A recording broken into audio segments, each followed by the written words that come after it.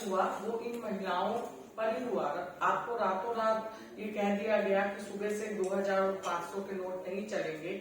ये वो आबादी थी जो पूरा कैश पे ही अपना सब काम करते हैं। अगर 200 रुपया ये महिलाएं कमा के लाती हैं या 500 इनके पति कमा के लाते हैं, तो आप ये मान के चलिए कि 480 रुपया वो शाम तक खर्च कर देते हैं, क्योंकि इनका बहुत बड़ा योगदान है उस अर्थव्यवस्था को मजबूत करने का। इनका अहम रोल था।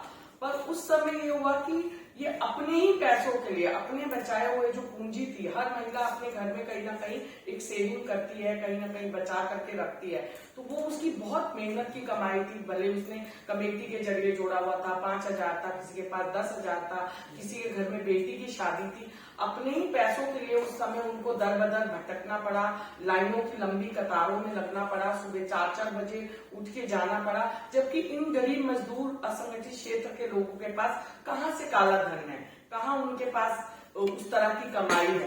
क्योंकि मैं तो जैसे कि कह ही रही हूँ कि इनका अहम भूमिका है उस तरह के अर्थव्यवस्था में कि ये जितना कमा के लाते हैं शाम को ये उतना ही ला करके खर्च कर देते हैं। उसका बहुत बड़ा हर्जाना इन लोगों को भुगतना पड़ा, इन लोगों को झेलना पड़ा। महिलाओं के उस समय इतनी जो पूंजी पर थे, आज भी वो उससे उभर नहीं पाए। सीधा नोटबंदी के बाद आपने जीएसटी ला दिया, जो सीधा सीधा एक महिला की रसोई से जुड़ा हुआ है कि घर चलाने की पूर्ण जिम्मेदारी एक महिला की होती है। तो जिस तरह मसालों तेल पे जीएसटी बढ़ा दिया, उसकी मार भी एक महिला पर ही पड़ी। फिर दूसरा आपने लॉकडाउन किया, लॉकडाउन भी रातों रात किया। जो हमारे घरेलू कामगार थे, जो रोज कमा के महीने में लाने वाली महिला, वो बिल्कुल बेरोजगार हो गई और उनको कोरोना का कैरियर तक समझा गया कि ये जब हमारे घर में काम करने के लिए आएंगी तो ये कोरोना लाएंगी। तो किस तरह आज भी जो उनकी जिंदगियां हैं वो वापस पटरी पे नहीं आई। भले ही हम नोटबंदी से बोल रहे हो, सरकारें, मोदी जी ये कह रहे हो कि काला धन वापस आ गया, लोगों की जिंदगी में कुछ बेहतर हुआ, पर जमीनी स्तर पे जो हकीकत है, जो महिलाओं की आज की स्थिति है, वो बहुत खराब है। मैं तो ये कहूंगी कि अपनी जिंदगी के 5 साल वो और पीछे गए हैं, ना कि आगे गए हैं। अगर नोटबंदी से लेकर जीएसटी और जीएसटी के बाद लॉकडाउन को देखें, उसने उनकी पूरी कमर तोड़ करके रख दी है। महिलाओं को ऐसे अपने घर के चूल्हे जलाने पड़े हैं कि अपने गहने भी गिरवी रखने पड़े हैं या बेचने पड़े हैं। ऐसी स्थिति भी लॉकडाउन में आई। और सबसे ज्यादा अगर असर की बात करें तो वो महिलाओं के स्वास्थ्य पे भी असर पड़ा। जितनी घरेलू हिंसा है वो भी उनको ही झेलनी पड़ी, उनके ऊपर ही सब हुआ। तो ये अपने आप में एक कोई बेहतरी वाला निर्णय बिल्कुल भी नहीं था। जो कमाने वाला, रोज मजदूरी करने वाला इंसान है, उसको लाकर मेहनत कश एक पीढ़ी को, एक मेहनत कश मजदूर को आपने ऐसी भीख मांगने वाली सिचुएशन पे लाके खड़ा कर दिया। जब हम राशन उस समय रिलीफ का काम करते थे तो महिलाएं कहीं आके बोलती थी, दीदी हमें दुख होता है कि हमें आपसे मांगने में ये शर्म आती है कि दीदी मेरे घर 5 घर में काम करके अपना घर चलाती थी, अपने घर का गुजर बसर करती थी, वो आज मांगने की सिचुएशन में ला करके सरकारों ने उनको खड़ा कर दिया, जो अपने आप में बहुत शर्मनाक था, बहुत दर्द था, बहुत तकलीफमय था।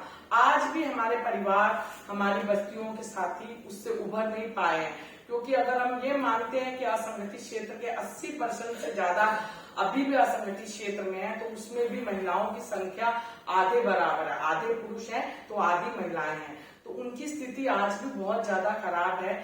वो कैसे बेहतर हो पाएगी, ये अपने आप में एक सवाल है और हमें सबके लिए एक सवाल छोड़ के जाता है कि इन तीनों चीजों से किनका भला हुआ है, कौन सा विकास हुआ है, कौन सा हमारा देश आगे बढ़ा है। ये सब बातें हमारे विचार और सोच और गहन करने के लिए हम पे एक सवालिया निशान लगाते हैं।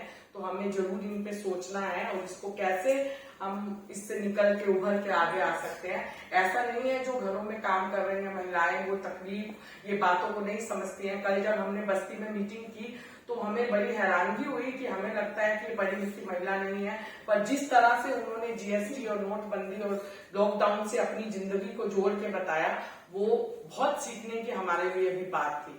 तो उनकी जो कहानियां, उनकी जो तकलीफें हैं, वो उनका सुनने वाला कोई नहीं है। कहाँ से उनकी कहानियां, उनकी बातें सामने आए, ये तरीके हमें जरूर ढूंढने पड़ेंगे, अपनाने पड़ेंगे, और तभी एक बेहतर समाज की, एक बेहतर विकास की हम कल्पना कर सकते हैं।